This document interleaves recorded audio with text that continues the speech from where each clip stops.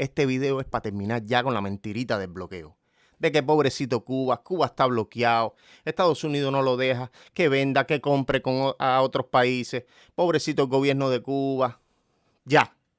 Estas palabras son de Marco Rubio, secretario de Estado en los Estados Unidos. No es porque lo diga yo, de que no, claro, porque él está en contra, él piensa, él se fue de su país. No. Esto es lo que hay. Esto es lo que sabemos nosotros los cubanos. Esto es lo que sabemos nosotros los cubanos hace muchos años. Y yo quiero, y es mi deber, hacer que todos ustedes lo sepan. Ya después, si tú quieres seguir creyendo o no seguir creyendo en esa dictadura que hay en mi país, ya ahí yo no puedo hacer nada. Quédate y mira este video. Y después entonces hablamos de bloqueo. And yesterday we heard from the White House. And the White House, after having some sort of meeting or conference call, came out and said that they're going to be looking at remittances and increasing and making it easier to get money to relatives in Cuba. That's not surprising. The people in charge of Cuba policy at the White House, at the National Security Council and at the State Department, the people in charge of Cuba policy have long been advocates for dialogue with the regime and an economic opening to the regime. They've been for getting rid of the embargo and that sort of thing. I think it's important, given the fact that I recognize that most people in this country and in the Senate don't follow this issue on a regular basis, that we address that. Because the fundamental question being put to us is, so the people of Cuba are suffering. The people of Cuba are going through a difficult economic time. I would argue that they've done so for 62 years. Why don't we get rid of the embargo? It would make life easier for them. And I want to address it. I want to address it especially to those that are not as familiar with this issue. First of all, let me begin by saying there are no American ships blockading Cuba, surrounding the island of Cuba. In fact, Cuba, frankly, does not have an embargo in the way people think. Cuba trades with the whole world. For example, Cuba every year exports $1.2 billion, which doesn't sound like a lot, but it's a lot for an island of 11 million people, okay? They export $461 million to China, $127 million to Spain, $65 million to the Netherlands, $64 million to Germany. This is not a country that's isolated. They trade with every country in the world. They export $5.3 billion a year. With Spain alone, they import, $1 billion from Spain. Another $790 million from China, $327 million from Italy, $285 million from Canada and from Russia. So they import over $5 billion, they export over $1.2 billion.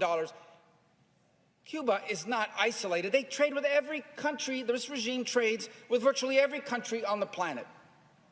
You know who else they trade with? The United States of America.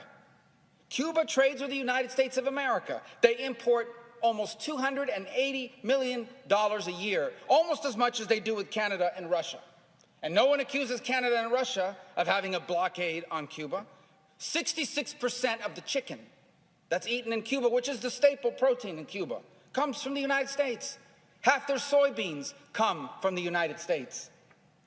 There is only one blockade in Cuba, and it is the blockade that this regime has imposed on its people.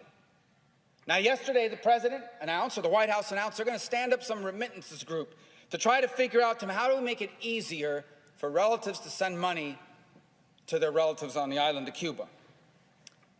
Well, that work group is going to not have a long time to meet. They're not going to have to meet for very long because U.S. law allows that now. It is not illegal to send money to your relatives in Cuba. The only thing that's prohibited is you can't send the money through this bank that the Cuban military set up in Panama. That's the only thing that's prohibited. And to the extent money can't reach the people of Cuba is because they refuse to allow anyone other than that bank to do these remittances. And by the way, they've prohibited depositing dollars. Here's how it works for them. You send your relative $100, they take 10% of it, then they take the dollars, they don't let them deposit it, they pocket the dollars, and they give them this worthless Cuban currency. So they have the dollars, so they can buy things for themselves and on the global market. So the blockade, to the extent that there's something that's preventing remittances directly to the Cuban people, it's not U.S. policy, it's regime policy. They're the ones that need a work group. How about this argument that there's a blockade on travel? If only more American tourists could go to Cuba. By the way, Cuba's already filled with Canadian tourists and Italian tourists that enjoy five-star accommodations. And I'll be frank, many of them go there These sick, disgusting men that go there to hook up with a 16 or 17-year-old girl. But that said, they talk about travel to Cuba. Well, let me tell you something. Travel's allowed now. An American can go to Cuba. You just can't stay at a military-owned hotel or eat at a military-owned restaurant or shop at a military-owned store. You can stay at the private homes of people that rent them out on Airbnb. You can do that. You can eat at a restaurant that's owned by a private person. You can shop at stores that are owned by private people. The reason why they have nowhere to stay, nowhere to eat, and nowhere to shop is not U.S. policy. It's that the Cuban regime won't allow privately owned hotels, privately owned shops, privately owned stores. They won't allow it, privately owned restaurants. They're the ones that have a blockade on travel, not the United States. What about medicine? That's another thing they put out there. This is so cruel. We don't allow medicine in. Do you know what the Cuban regime announced last week? This is what they announced on their national television. We are going to lift the ban on the importation of medicine. What? You mean there was a Cuban ban, a regime ban on importing medicine? Yes, there was. They're the ones that weren't allowing medicine in. And to the amount they were allowing it in, they were putting a tariff on it. So there's no blockade on medicine. We sell the medicine. And you can donate medicine, unlimited amounts under U.S. law. If there's a blockade on medicine, it's the regime's blockade. The other one I hear is the internet. I support the internet. Why don't we allow, I had somebody say this to me yesterday, why don't we allow American companies to go and provide internet? Then they would have internet. It's the embargo. And these people don't know what they're talking about. They literally are just parroting stupid, ridiculous talking points. Because the law on the U.S. and trade with Cuba specifically exempts telecoms. AT&T, Verizon, Sprint, every American telecom can go into Cuba tomorrow and offer phone and internet service. You know why they can't? Not our law. It's the Cuban regime because they want to control that. And you see a pattern here. Blockade on travel, blockade on private ownership of business, blockade on bringing in medicine, blockade on bringing in money. Why? Because the Cuban regime wants to control people. They don't want an individual Cuban to have a paycheck that they earn for themselves. They want what little you have to come from them, because if you don't do what they tell you, they can take it from you. That's what they want. They don't want you to have internet companies offered by AT&T and Sprint and Verizon and anybody else, because they want to be able to shut it off when you're saying things they don't like and things against them. Same with medicine. They use all of these things as a tool. It's hard to fathom because we live here, but they use all of it as a tool. You want medicine? Are you posting stuff on the internet? Are you saying things against the regime? Are you speaking out? Are you not participating in these acts of repudiation that we force people to do? Because if you don't, you're not going to get your medicine. And they certainly don't want the cash flowing around. They don't want independent ownership. They don't want the people of Cuba to have liberty. This is all about control. All about control. And by the way, in the law that codified the embargo, it has a clause that automatically triggers the end of the embargo. And you want to know what this tough standard is that's in the law? Free the political prisoners, free press, free and fair elections, multi-party elections. The regime does those three things, the embargo ends automatically. Automatically. There is no embargo on Cuba. There is an embargo on the Cuban regime, an embargo on the companies they own. Because what they wanted to do is they wanted to take the Obama opening, funnel all that money through their companies. People say their Spanish companies own hotels. They don't own the hotels in Cuba. The regime owns the hotels. These hotel chains that open in Cuba on the beaches, they don't even pay their employees. They pay the Cuban government. The Cuban government pays the employees. Control. So the bottom line is this. Anybody who stands up and says there's an embargo, there's a blockade by the United States and it's cruel and it's causing all these policies is one of two things. They don't know what they're talking about and they're just parroting some talking point, or they're liars. That's the only two options.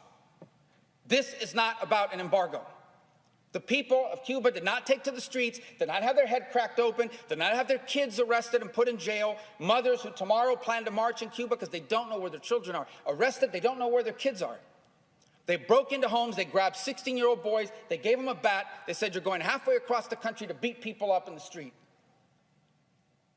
They didn't stand up against all those things because of an embargo or because they wanted remittances. They stood up because they wanted liberty. Libertad. That's what they wanted.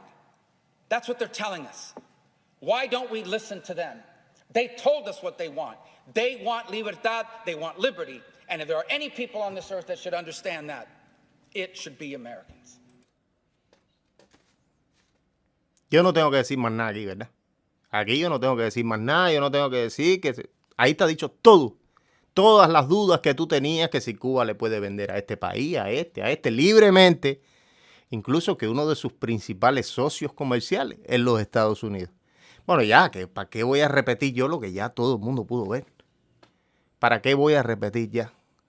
Ese anuncio que están viendo ahora ahí, no sabes cuánto Fidel Castro odiaba eso. Y sigue siendo odiado eso por el sistema podrido ese que hay en mi país. Por eso yo me siento tan afortunado de estar en este país. Es muy difícil de explicar. Es muy difícil de explicar. Pero para mí, así poder decir libremente, si tú quieres anunciar tu negocio, si tú quieres que yo hable de tu negocio en mis videos, ahí, tú me escribes, pero hacerlo con esa libertad. Estoy aprovechando para promocionar esto y a la vez estoy siendo 100% sincero con ustedes. No saben lo feliz que yo me siento, lo libre que yo me siento al yo decir, tú quieres anunciar tu negocio, escríbeme, O el otro por allá anunciando lo otro, ver un cartel o ver aquello. Tanta prohibición en Cuba. Yo llevo 2 años y pico aquí y todavía yo me sigo asombrando cada día de lo bonito que es este país, de lo bonito que es el mundo y de lo afortunado que soy. Gracias.